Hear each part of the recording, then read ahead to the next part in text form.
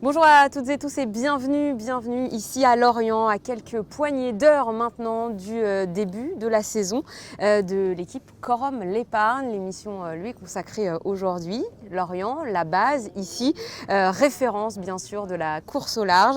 Je suis ravie aujourd'hui d'avoir à mes côtés le skipper du magnifique IMOCA qui se trouve juste derrière vous. Bonjour Nicolas Troussel. Bonjour. Avec Greg Évrard, le team manager de cette équipe Corum l'Épargne. Bonjour.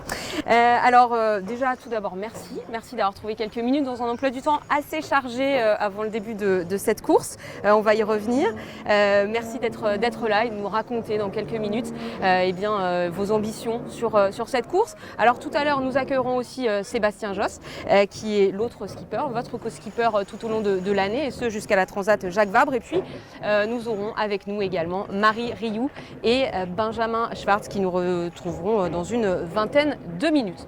Alors sachez que si nous sommes totalement démasqués sur ce ponton, c'est bien parce que nous respectons la distance et les règles sanitaires et que nous avons tous été testés, bien sûr, bulles sanitaires qui nous empêchent d'être comme prévu à bord de l'IMOCA, mais on est tout prêt et c'est plutôt déjà très impressionnant. Pour commencer, Nicolas, des nouvelles, comment ça va ? Ça va très bien, hein. Le bateau a été remis à l'eau la semaine dernière et puis on a commencé nos entraînements et je ne vais pas dire qu'on est prêt à 100% parce qu'on n'a pas pu naviguer assez, mais en tout cas on se sent bien dans l'équipage et c'est le principal. On est content, on est impatient, qu'est-ce qui se passe là, à quelques heures de reprendre la mer ? Oui, c'est une course qu'on attend depuis longtemps, depuis la fin du Vendée Globe et du coup on est impatient de prendre le départ et de se confronter avec les autres IMOCA qui vont être sur la ligne avec nous. Alors justement, on est heureux de te retrouver, Nicolas, ainsi que l'ensemble de l'équipe après une fin d'année 2020 compliquée. L'histoire avec le Vendée Globe s'est arrêtée prématurément, après une bonne première semaine de course pourtant. Combien de temps il a fallu pour digérer ça ? Est-ce que d'ailleurs c'est totalement digéré ?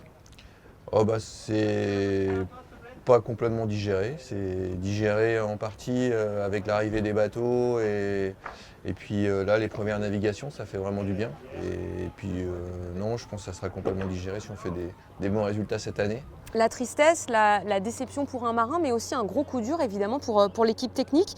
Il faut pourtant assez vite se remettre en ordre de bataille pour le réparer. Ce bateau, on n'a pas trop le temps de cogiter. C'est clair, oui.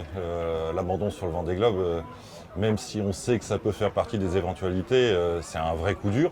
Heureusement, sans dégâts humains, ça reste l'essentiel, mais c'est un coup dur pour toute l'équipe et c'est proportionnel à l'énergie qui a été mise pour faire en sorte que le bateau soit prêt et je pense qu'on y croyait tous et puis on avait aussi hâte, dans un contexte particulier, de partager ce Vendée Globe avec tous les gens qui nous suivent, que ce soit les personnes de chez Corum, nos familles, nos amis, les personnes qui, de près ou de loin, ont participé au projet.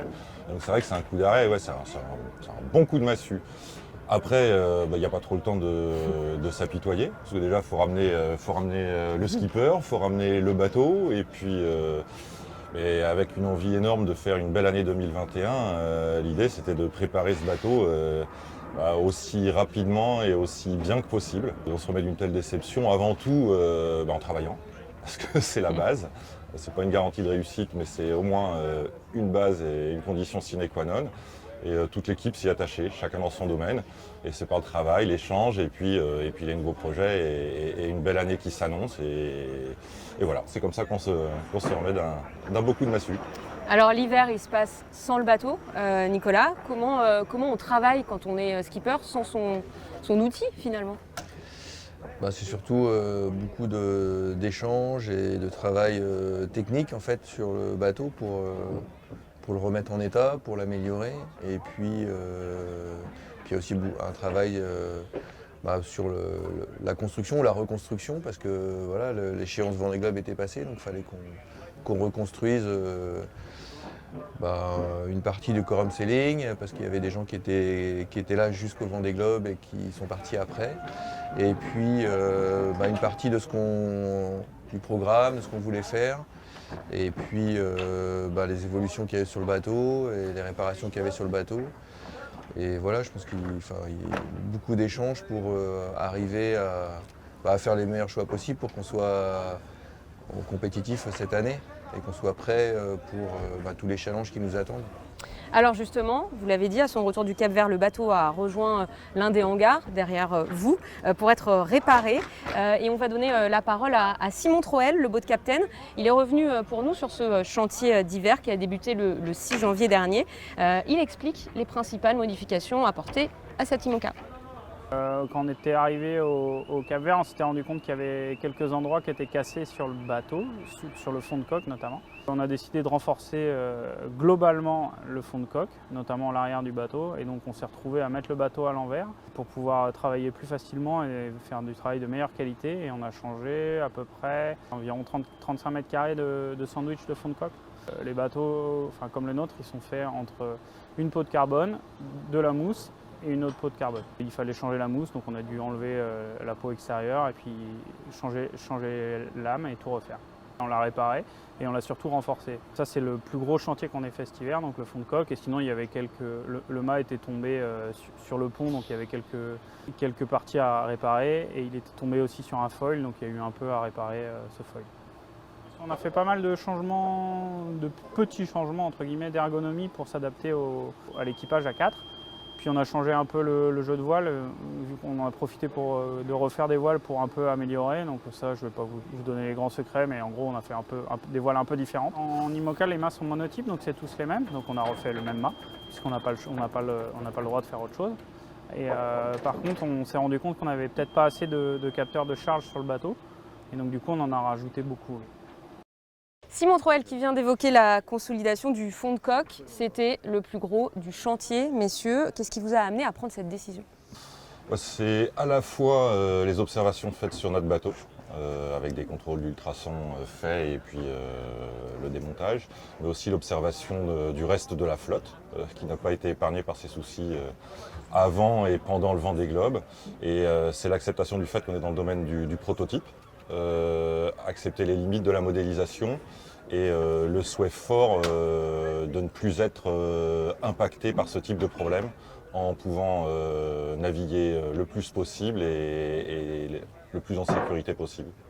Alors après ce chantier, le bateau a retrouvé son élément le 18 mai dernier. On va revivre ce moment en images.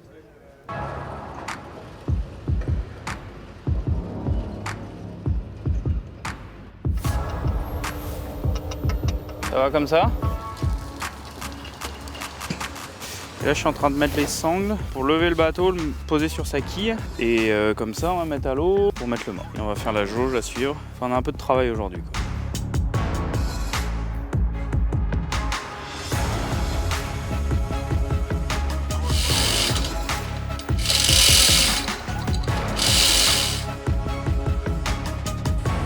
Ouais, ça passe, ça passe.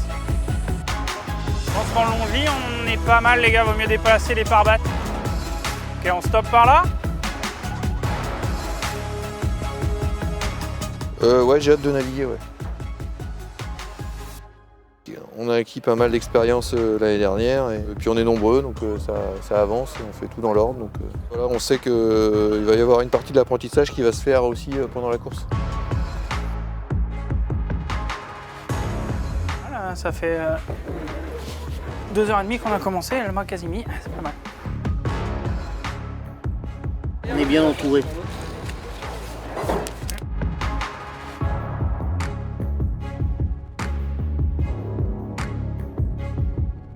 Si tout est bien préparé, en fin de journée, le bateau il est prêt à prendre la mer. Donc on compte les jours et puis aussi on surveille la météo parce que c'est plus facile de faire une première navigation avec 10-15 nœuds qu'avec 20-25 nœuds, quoi.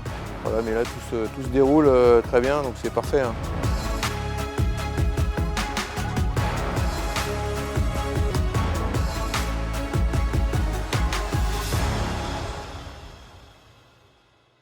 Allez, le bateau est bel et bien à l'eau, fin prêt à partir. Est-ce que c'est toujours un moment émouvant de voir son bateau qui touche l'eau enfin presque ? Eh bien, je crois que j'ai pas assisté à ce moment.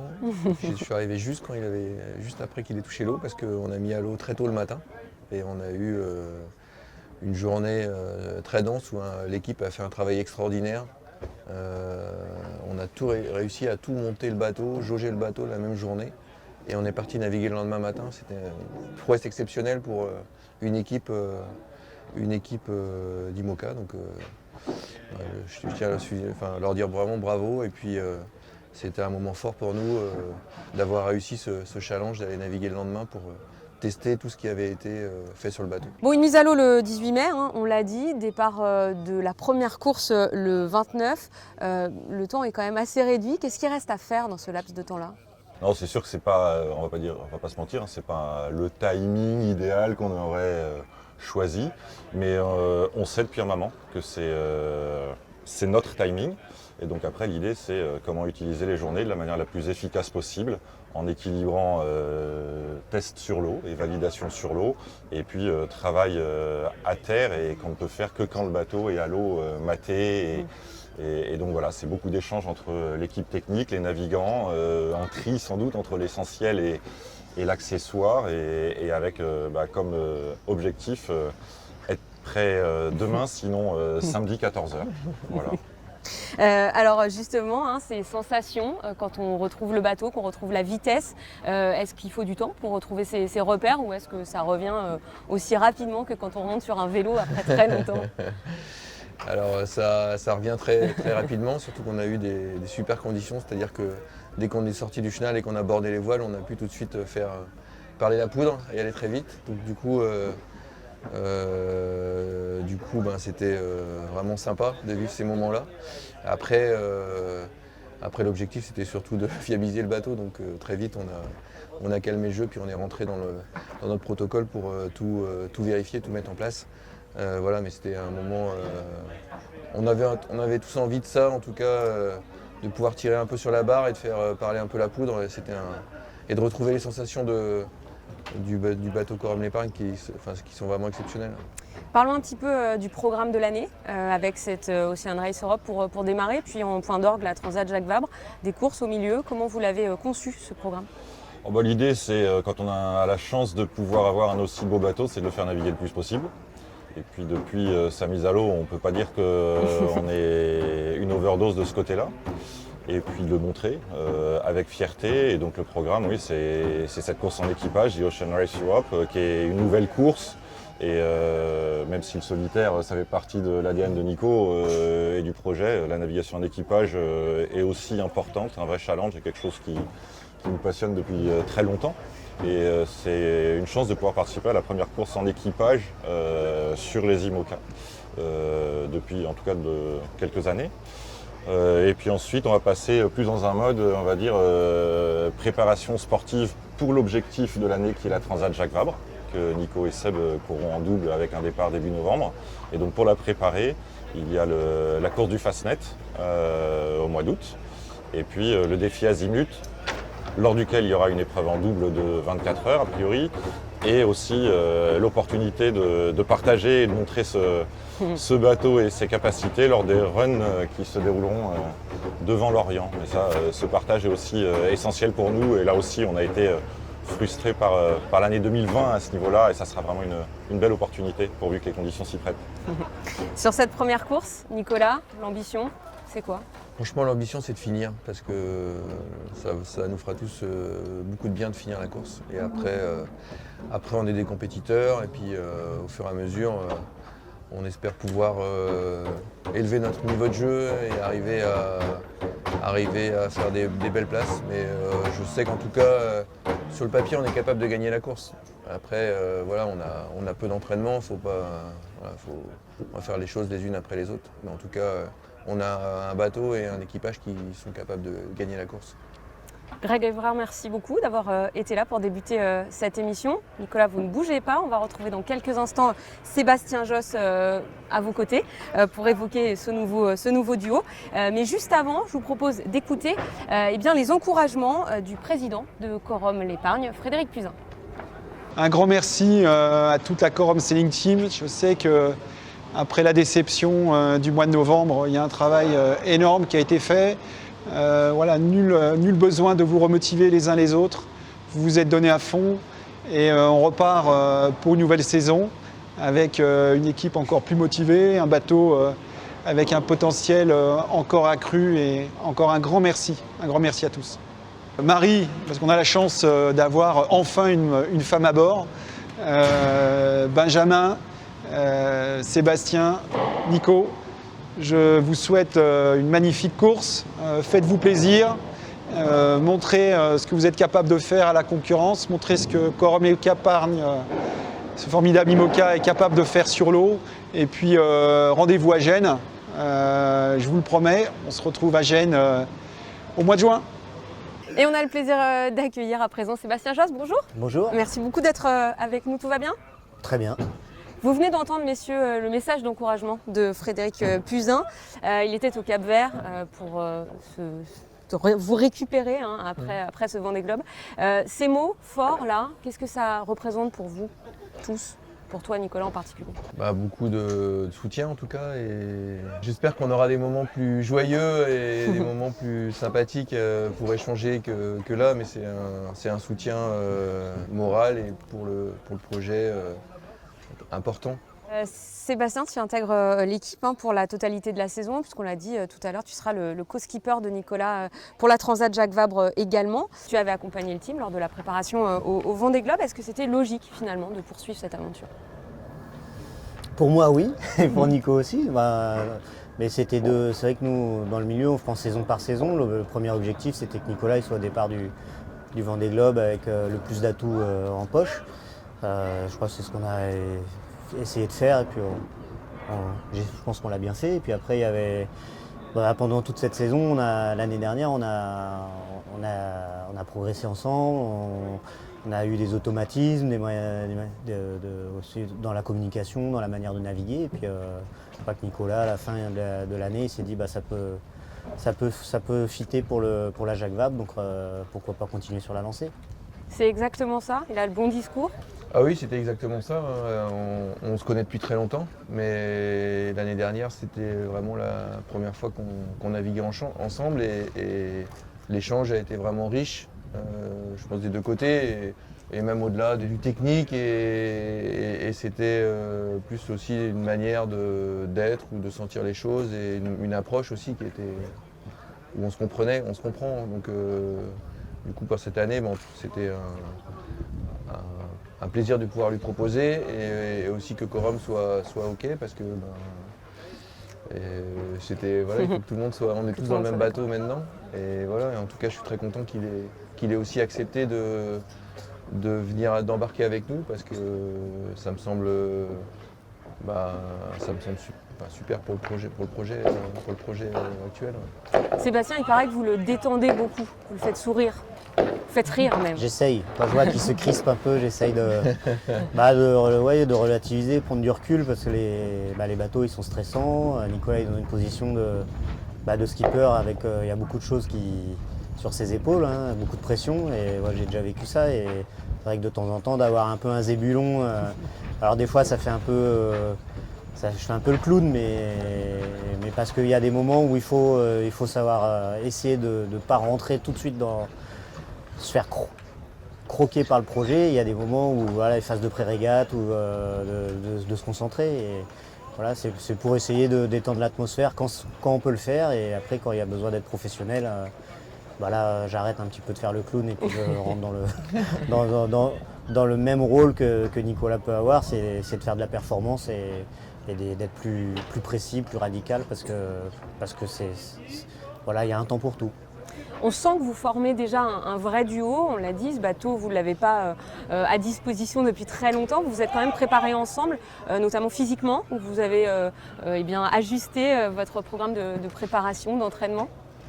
Oui, c'est ça, on a profité du temps qui nous était imparti pendant que le bateau était en chantier pour continuer à apprendre à se connaître, non, mais en tout cas à discuter, à échanger sur la manière de faire, mais aussi techniquement, et puis l'approche qu'il faut avoir aussi pour cette saison. Il y a plein de domaines, et de passer du temps ensemble, c'est toujours sympa. Alors c'est plus facile quand on s'entend bien, donc c'était le cas forcément, et puis en même temps parfois c'est quand même assez ingrat toute cette préparation physique, et de pouvoir le faire à deux avec le même objectif, c'était une bonne opportunité pour pour se dépasser aussi dans ces moments-là. Donc c'était une super opportunité de pouvoir le faire. Et en tout cas, on a vécu des moments sympas aussi à ce moment-là. On vous a vu en vélo faire de la préparation physique sur des parcours.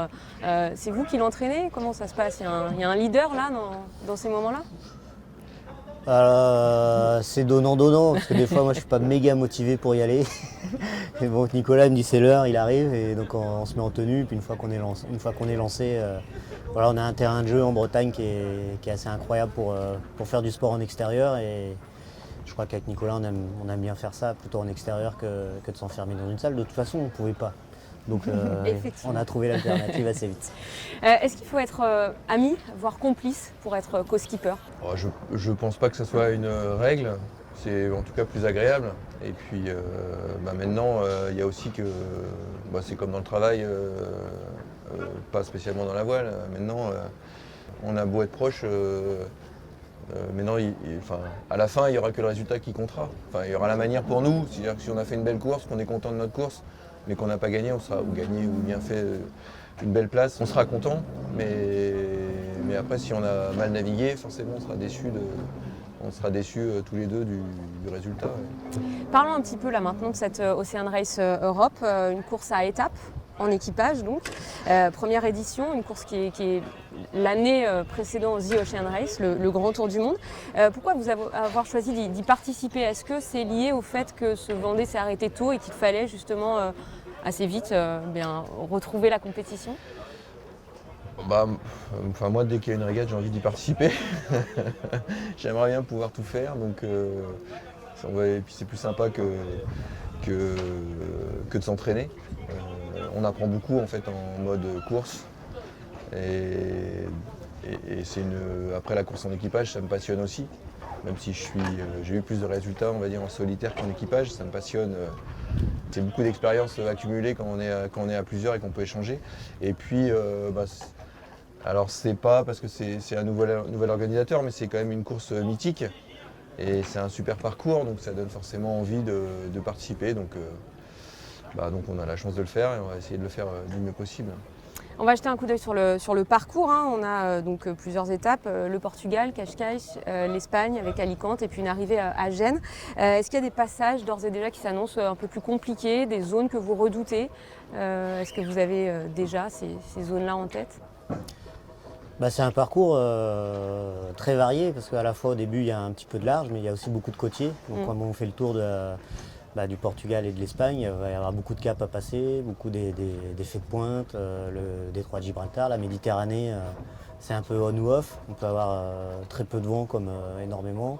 Et puis il y a des effets de site qui sont très, très, très présents, quoi. On peut avoir un bateau qui prend une avance considérable et puis qui perd tout les 4 derniers milles de l'arrivée parce qu'on se rapproche des côtes et que les brises peuvent prendre le dessus sur le vent moyen. Et voilà, donc ça ressemble, c'est un mix entre course au large, avec pas beaucoup de course au large finalement, et plutôt solitaire du Figaro où il y a plein de petits coups à pas rater et il va falloir être dessus pendant les 4 jours parce que ça va distribuer en tout cas. Voilà, je pense que c'est une course qui distribuera beaucoup de points et il faudra les prendre une par une et tous ces petits points-là, essayer de les mettre dans sa besace plutôt que les laisser aux autres. Contrairement à une course au long cours, finalement, chaque petit détail va vraiment compter là. Oui, il va falloir être vraiment plus vigilant et précis sur les trajectoires et les réglages du bateau. Souvent, en solitaire, on essaie de trouver des réglages moyens. Là, on a la possibilité, comme on est plusieurs, d'être vraiment concentré chacun sur un petit réglage du bateau. Donc ça fait qu'on devrait déjà pouvoir aller plus vite avec le bateau, c'est-à-dire vraiment augmenter les potentiels du bateau, et puis être très précis sur tout ce qui est stratégie et navigation. Mais on est quand même un petit équipage, donc on n'est quand même que 4 sur le bateau. Et à 4, forcément, s'il y en a un qui est un peu fatigué, donc va falloir bien trouver à se relayer, à se passer les informations, à se reposer correctement, pour pas être, si par exemple sur les 4, il y en a 2 qui sont très fatigués à un moment donné, ça peut être un peu plus compliqué. Donc il va falloir bien gérer ça pour tirer le maximum et ne pas rater de coup, comme disait Sébastien. On va s'intéresser à vos coéquipiers aussi, qu'on a découvert il y a quelques jours, Marie Rioux, Benjamin Schwartz. Pourquoi eux? Pourquoi eux? Donc déjà avec Sébastien, on a fait le choix de partir à 4, parce qu'on avait le choix de partir à 5 aussi.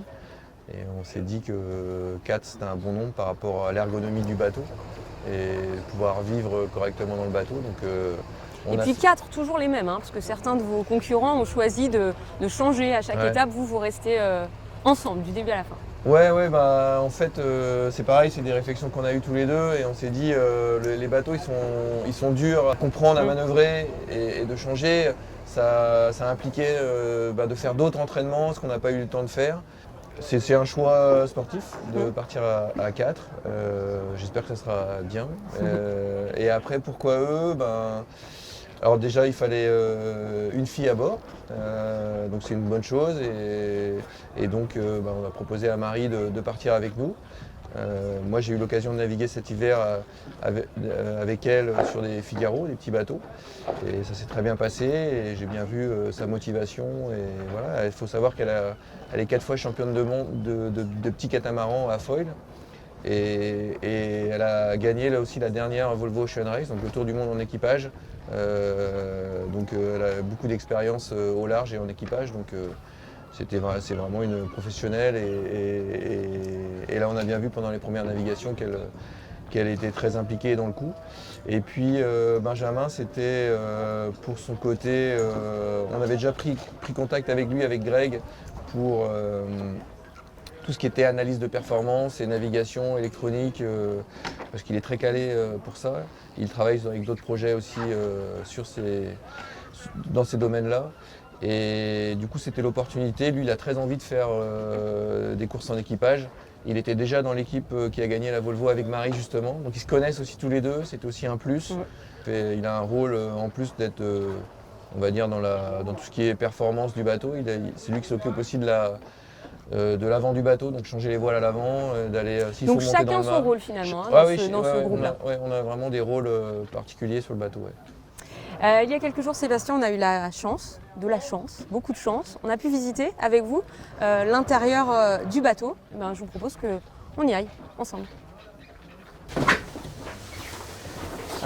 Bienvenue à l'intérieur de Corum Les Paris. Donc ici, on est dans la zone de vie. On peut voir, on a la cuisine. On mange essentiellement du lyophilisé, des gamelles isothermes. Donc, comme on est 4, on a aménagé des petits rangements pour retrouver chacun son bol.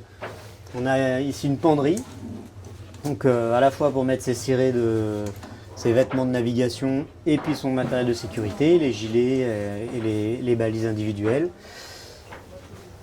Ici, les bannettes. Donc pareil, on a rajouté des bannettes et sous les bannettes, on a tout le matériel de sécurité, pour pouvoir réparer le bateau, donc composite, mécanique, électronique et informatique. Voilà, matériel de plongée si on a des problèmes sous l'eau, enfin si on se prend un filet. Et aussi une pharmacie, alors je sais pas où elle est, mais on aura une pharmacie qui est ici, qui pèse 11,7 kg. Et pour finir, la table à cartes. Donc la table à cartes, c'est là où on fait toute la stratégie, où on voit nos parcours pour la prochaine régate à venir. On vient de le voir, finalement, peu de modifications pour cette navigation à 4. Vous n'êtes pas trop à l'étroit, ça va? Ça a été pendant ces premières navigations? Non, ouais, ça a été. Chacun sa place, vous avez trouvé vos chacun sa place. Et puis c'est vrai que le planton de Corum, il est quand même propice à ce genre de navigation en équipage. On voit qu'il y a beaucoup d'espace à l'extérieur et il y a aussi pas mal d'espace à l'intérieur comparé à d'autres IMOCA. Eh bien, merci beaucoup en tout cas d'avoir été avec nous. Bon vent sur cette course. Rendez-vous, comme le disait Frédéric Puzin, à Gênes avec le meilleur résultat possible. Nous, maintenant, pour terminer cette émission, on va faire plus ample connaissance avec Marie Rioux et Benjamin Schwartz. Ils vont nous rejoindre dans quelques instants. On vous propose de regarder leur portrait. Ici, on est en presqu'île de Crozon, au bout du monde. Avec Benjamin, on a commencé à naviguer l'année dernière dans l'optique de cette discipline double mix offshore pour les Jeux de 2024. Donc on a fait une campagne de préparation l'été dernier pour ce championnat qui était en septembre à Gênes. Qu'on a gagné d'ailleurs. Et Marie, forcément, tout le monde la connaît pour ce qu'elle a fait en Accra, notamment avec Billy. Donc elle a forcément un niveau exceptionnel en voile et une ténacité qui est assez hors du commun. Vraiment dur au mal, apportera beaucoup au projet sur l'eau et aussi en bonne humeur. Et Ben c'est le geek. Ben, au-delà de ses talents de navigant, il est hyper doué pour tout ce qui est la nave, l'électronique et tout ça. Et ouais, c'est monsieur l'ingénieur, quoi. Voilà, il a énormément de talent, il a fait une super solitaire du Figaro en 2019 et je suis ravie de renaviguer, de continuer à naviguer avec lui en tout cas sur ce bateau. C'est un IMOCA 9, donc beaucoup de développement technologique, beaucoup de recherche sur la navigation pour trouver les bons boutons, la performance du bateau. Je trouve que c'est un super équipage, on est tous complémentaires je dirais et pareil, je pars les yeux fermés avec eux. Et comme promis, Marie Rioux et Benjamin Schwartz nous ont rejoints. Bonjour à tous les deux. Bonjour. Merci beaucoup d'être là. On a vu quelques images à l'instant, mais vu vos palmarès, on va revenir quand même sur vos parcours. Et notamment ce duo que vous formiez déjà en septembre dernier et qui vous a amené à vous imposer et à devenir champion d'Europe de course au large. C'était à Gênes. J'aime bien le fait de gagner à Gênes. Racontez-nous sur cette course notamment ce qui a fait votre force. Marie, d'abord. Ce qui a fait notre force, c'est surtout, je pense, on s'était un peu entraîné déjà en amont de cette course. On avait préparé cette course avec Pascal Rambaud, l'entraîneur. On avait fait plusieurs stages, donc on connaissait un peu le bateau. Et puis c'est sur la durée, en fait, de 3 jours, on a réussi aussi à rester concentré et jusqu'au bout, parce que tout s'est joué en finale sur la dernière nuit, on va dire. Et du coup, on était vraiment dessus jusqu'au bout. C'est une expérience, Benjamin, qui forcément va vous servir, notamment pour cette Ocean Race Europe qui se navigue en équipage. Oui, ça va nous servir dans le sens où déjà on connaît un petit peu le plan d'eau de l'arrivée. Moi je connais assez bien la Méditerranée aussi, j'ai beaucoup navigué là-bas. Et cette expérience fait que on se connaît déjà l'un et l'autre, on sait comment on réagit. Et comment, notamment avec la fatigue, c'est important de connaître les personnes et de savoir, on va dire entre guillemets, les préserver et par rapport à ces réactions qu'on peut avoir quand on est fatigué, quoi. Ouais, voilà. La course en équipage, Marie, vous connaissez plutôt bien. Vous avez remporté la Volvo Ocean Race, c'était en 2018. Est-ce que cette expérience, elle a, selon vous, fait la différence aux yeux de Nicolas Troussel et Sébastien Josse au moment de faire leur choix ? Je sais pas, c'est vrai que moi au final j'ai de l'expérience de cette Volvo Ocean Race, j'avais pas trop d'expérience de course au large. Et après c'est aussi moi qui suis venue vers eux en proposant entre guillemets mes services. On a eu l'occasion avec Nicolas de naviguer 2 jours en Figaro, donc c'est peut-être aussi ma personnalité, il n'y a pas que l'expérience non plus. J'espère apporter en tout cas un côté positif à l'équipage. Tout à l'heure, Nicolas et Sébastien nous ont dit que chacun avait un rôle bien précis. Dans l'équipe, vous vous êtes notamment pointu sur l'électronique, Benjamin ? Ouais, effectivement, c'est une de mes spécialités, on va dire. Donc effectivement, l'électronique, mais l'électronique liée aussi avec la performance. Aujourd'hui, on a des bateaux qui sont de plus en plus complexes à ce niveau-là. Donc on a bien sûr les réglages des voiles qui sont importants, mais les réglages de l'électronique vont être tout aussi importants parce que ces bateaux ont des pilotes automatiques et il faut que le pilote puisse barrer au mieux. Et au mieux, c'est vraiment ça devient un facteur de performance très important au même titre que le réglage des voiles ou le choix de l'allure, quoi. Marie, vous connaissez très bien Benjamin. Il faut nous donner maintenant sa principale qualité, son principal défaut. Oh là là, c'est Il y aura dur, la ça. même question. Moi j'ai le temps de réfléchir du coup. Non, mais la qualité, je pense qu'il est, il est polyvalent, il est bon dans tout ce qu'il fait. Il faut du coup bien réfléchir à une belle qualité. Principal défaut, là, faut y aller un peu, Marie. Oh, je dirais un peu le même que moi, peut-être. On a eu l'occasion à Gênes, des fois, quand on rate un truc ou quand il rate un truc, il s'énerve rapidement. Mais ça redescend aussi rapidement. Allez, un peu soupe au lait, on a bien compris. Alors, principale qualité de Marie? Alors, je vais en mettre 2. La première, c'est qu'elle est vraiment dure au mal et vraiment la niaque, quoi. Et la deuxième, c'est sa vision du plan d'eau. C'est aussi pour ça qu'on avait choisi de former ce duo l'an dernier. Et bon, le défaut, je pense effectivement, on le partage. On a tendance à monter un petit peu dans les tours quand ça se passe mal. Et après c'est trouver le moyen de s'en apercevoir et d'arriver à désamorcer tout de suite, quoi. Parce que sinon, ça peut vite partir. Il n'y a pas eu de colère pour le moment sur Corum l'épargne avec votre équipage. Tout Non, se passe bien. on n'a pas subi de situation de stress. En fait, c'est surtout des situations de stress face aux concurrents ou des choses comme ça. C'est maintenant que ça va arriver. Alors, vous avez rejoint ce team Corum l'épargne début mai seulement, dans un contexte pas simple. Le bateau n'était encore pas à disposition, on en a parlé tout à l'heure.